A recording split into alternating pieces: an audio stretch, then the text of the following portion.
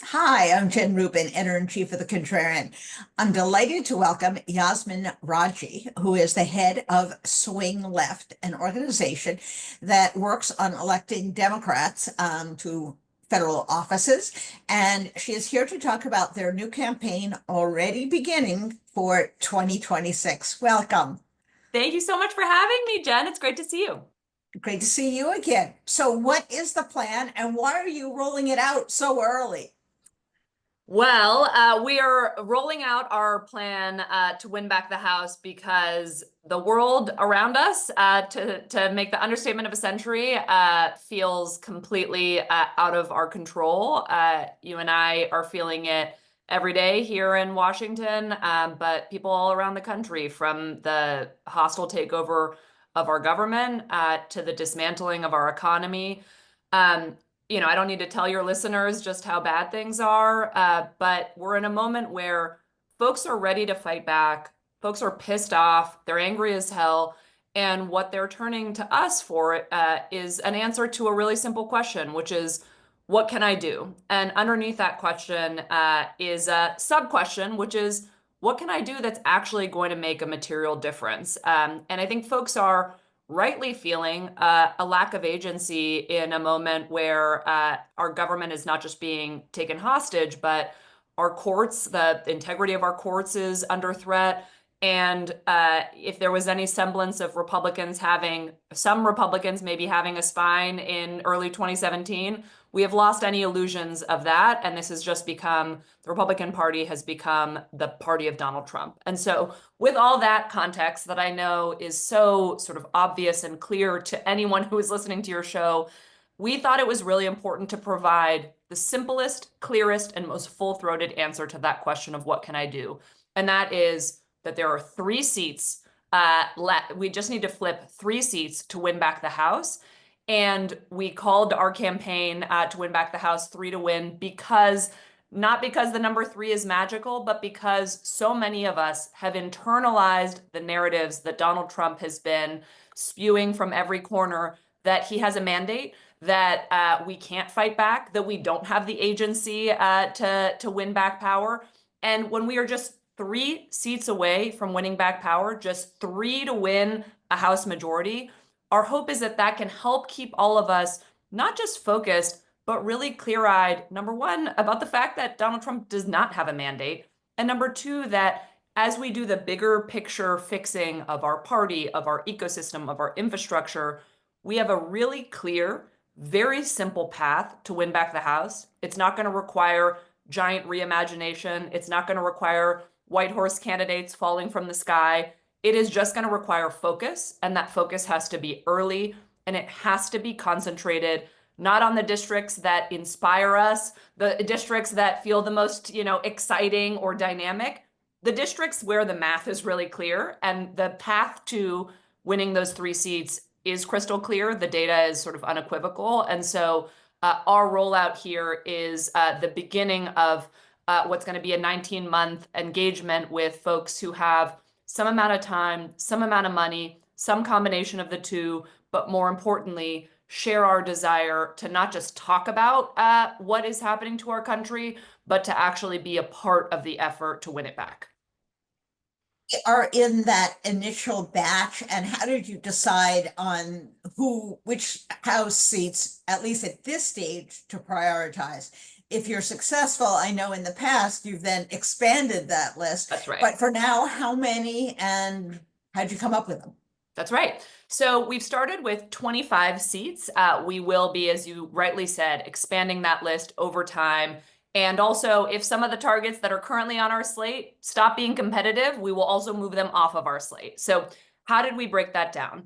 There are 15 seats that are currently held by Republicans that we feel really clear-eyed we can win back. We don't need to win all 15. We just need to win three of them.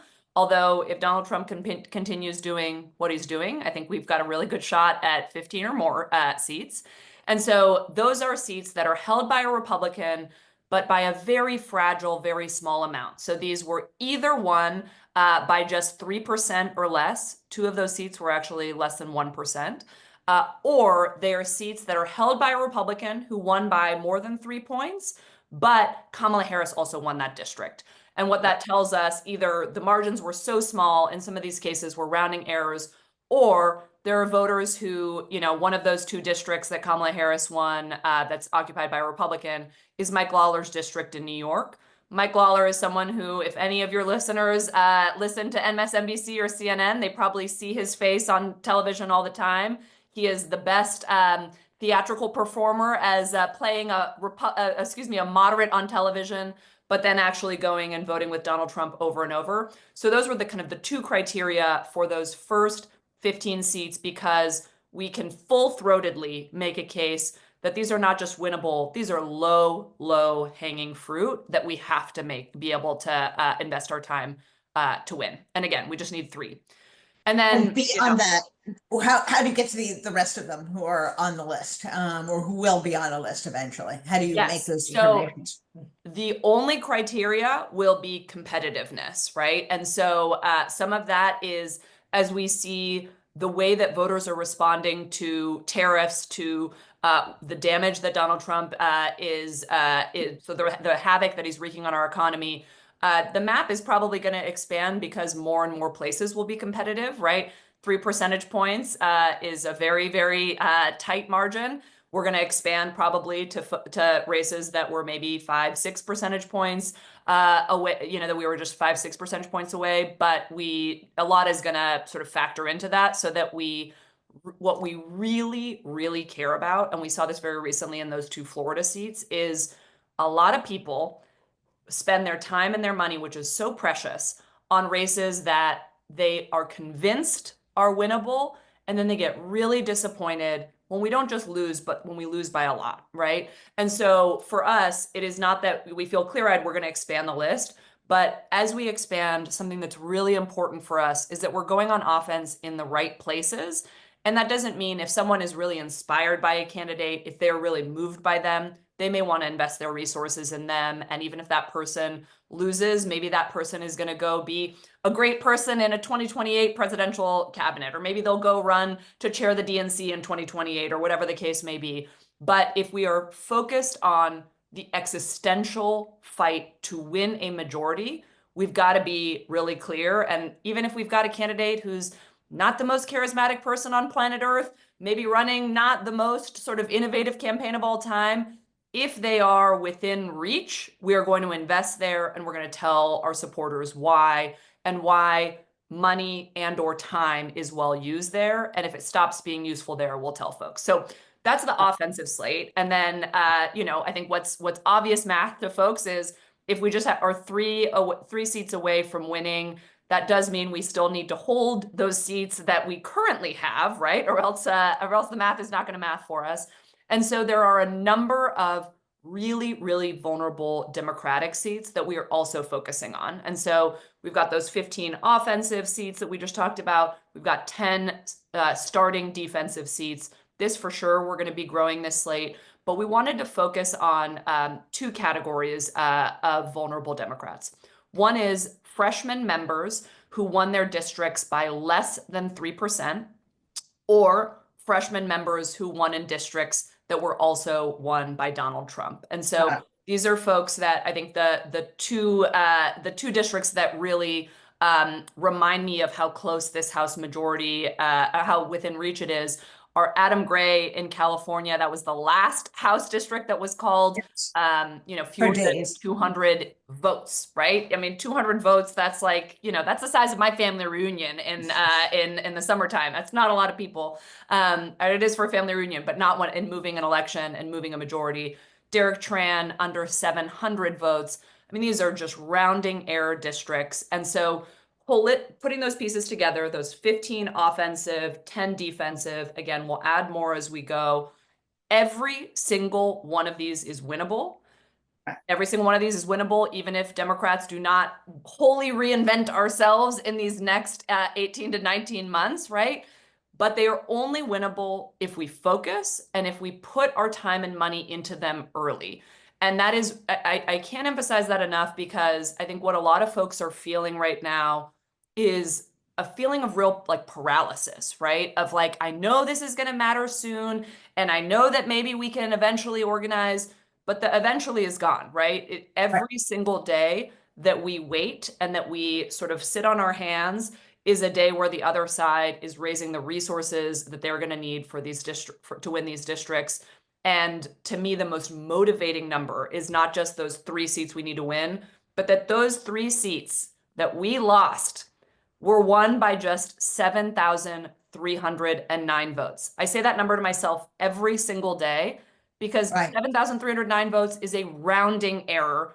And if we can win back those seats, as you know, we will be able to put an actual material check on Donald Trump and not just sort of write our feelings out on our text messages to our friends, but actually talk to our members of Congress about what they're going to do to hold Donald Trump accountable with a lever of influence. And just to put that in perspective, obviously tens of millions of votes were cast in 2024. Let me ask 2 brief questions. First, do you see any of the Republicans now trying to put some distance between themselves and Donald Trump? And if they are they really doing so? Or are they just kind of mouthing platitudes that, oh gosh, these tariffs are really bad, but what do you want me to do? What do you see in terms of the reaction now that the tariffs have become really an anvil around their necks? I was going to say I've been surprised. Surprised is not the right word. I've been sort of astounded at how much quieter Republicans in vulnerable districts have been, despite all of the post-election rhetoric about how Republicans are here for the economy and this election was won because of Republicans' positions on low prices. We all knew that that was a lie, and we knew that that was just really compelling spin. And of course, that's not to let Democrats off the hook. We have a lot of work to do on our economic messaging, on making sure that we're building trust with voters so that they actually know where we stand on majoritarian issues, especially on the economy. And they're not where they don't believe us in the ways that they should, and that's on us as Democrats. But I also, these are Republicans who it's just been a few months and they are already sort of justifying hiding. Yeah, an economy. Yes, hiding. That's right. And something that I think is important, because again, it feels like, okay, we all are seeing this and folks wonder, well, what the hell can I do if these are spineless Republicans who just defer to Donald Trump, even justifying the free fall of our stock market, of our economy, of high prices, et cetera. They wonder what they can do. And something that we feel really clear-eyed about is Republicans are not showing up to town halls.